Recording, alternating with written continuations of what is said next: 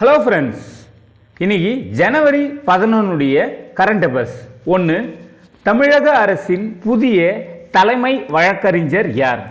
இதுக்கு சரியான answer option B, பி.எஸ். Raman. ஏற்கனவே சண்முக சுந்தரம் அப்படின்னு சொல்லிட்டு ஒருத்தர் இருந்தார். அவர் இப்போ தன்னுடைய பதவியை ரிசைன் பண்ணிட்டாரு. ஸோ அதனால பி.எஸ். ராமன் அவர்களை அப்பாயின்மெண்ட் பண்ணிருக்காங்க. இவர் பார்த்தீங்கன்னா ஏற்கனவே 2006 2011 வரையும் தலைமை வழக்கறிஞராக இருந்தவர் தான். ஸோ இவர் மறுபடியும் பார்த்தீங்கன்னா இப்போ பி.எஸ். ராமன்றவரை தமிழ்நாட்டினுடைய தலைமை வழக்கறிஞராக அப்பாயின்மெண்ட் பண்ணிருக்காங்க. ரீசன் சண்முக சுந்தரம் ரிசைன் பண்ணனால. அடுத்து, ஜப்பான் இந்தியா கூட்டு பயிற்சி பெயர் என்ன? இதுக்கு சரியான ஆன்சர் ஆப்ஷன் டி, அதாவது ஆப்ஷன் டி, சாஹி யோக் கைஜின் அப்படின்றதான் ஜப்பான் இந்தியாவுடைய கூட்டு பயிற்சியுடைய பெயர்.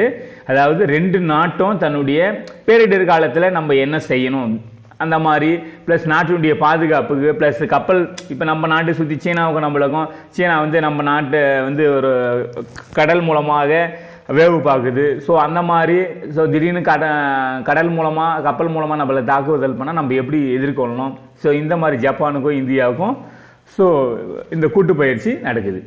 அதனுடைய பேர் சாயோக் கைஜின்.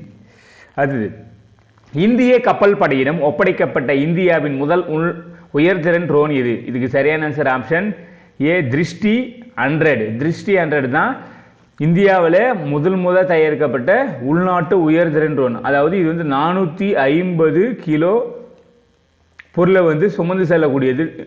இதுதான் ஃபர்ஸ்ட் தயாரிக்கப்பட்ட உயர்திறன் ட்ரோன். இது அதானி குழுமம் தான் இந்த ட்ரோன் தயாரிச்சிருக்காங்க. ஸோ இதனால இப்போ பார்த்தீங்கன்னா நம்ம ட்ரோன் மூலமாகவே பார்த்தீங்கன்னா நம்ம நாட்டுக்கு ஏதாவது வேவு பார்த்து யாராவது அதை தாக்குதல் நடத்துகிற மாதிரி இருந்தால் ஸோ நம்ம ஈஸியாக நம்ம தகவல் ட்ரோன் நம்மளுக்கு கொடுக்கும். எப்போ பார்த்தாலும் இது சுற்றிகிட்டே இருக்கும்.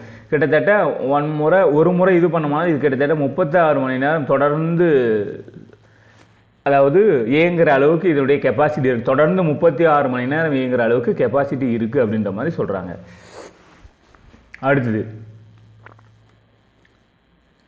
பூடான் நாட்டினுடைய புதிய பிரதமர் யார்? பூடான் நாட்டினுடைய புதிய பிரதமர் ஆப்ஷன் சி ஷெரிங் டார்பே. அதாவது டெரிங் ஷார்பேன்றவர் ஏற்கனவே இவர் பார்த்தீங்கன்னா பிரதமராக இருந்தவர் தான். ஸோ மறுபடியும் இவர் மீண்டும் பிரதமராக தேர்ந்தெடுக்கப்படுறார்.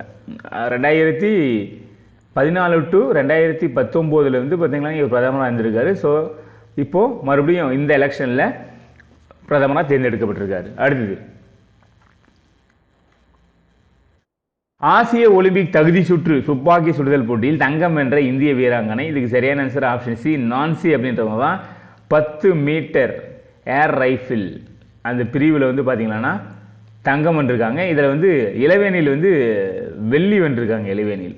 ஸோ இதன் மூலமாக பார்த்தீங்கன்னா இவங்க இந்திய ஒலிம்பிக், அதாவது ஒலிம்பிக் போட்டிக்கு இவங்க தகுதி பெறாங்க இதன் மூலமாக. ஓகே ஃப்ரெண்ட்ஸ், இன்னைக்கான கரண்ட் அஃபேர்ஸ் கண்டிப்பாக உங்களுக்கு பயனுள்ளதாக இருந்திருக்கும் நான் நம்புகிறேன். இன்னைக்கு பார்த்ததுல இந்த 2 கொஸ்டின் நீங்கள் முடிஞ்சால் உங்களுக்கு ஆன்சர் தெரிஞ்சால் கீழே கமெண்ட்டை டைப் பண்ணுங்கள். 1, தமிழக அரசினுடைய புதிய தலைமை வழக்கறிஞர் யார்? நம்பர் 1. நம்பர் 2, இந்திய கப்பல் படையிடம் ஒப்படைக்கப்பட்ட இந்தியாவுடைய முதல் உள்நாட்டு உயர்திறன் ட்ரோன் இது. இந்த 2 கொஸ்டினுக்கு ஆன்சரை நீங்கள் முடிஞ்சால் கீழே கமெண்ட்டில் டைப் பண்ணுங்கள். முடிஞ்சால் லைக் பண்ணுங்கள், ஷேர் பண்ணுங்கள், சப்ஸ்கிரைப் பண்ணுங்கள். மீண்டும் நம்ம நாளைக்கு இதே மாதிரியான கரண்ட் அஃபேர்ஸ்லாம் பார்க்கலாம். ஓகே ஃப்ரெண்ட்ஸ், தேங்க்யூ, பாய்.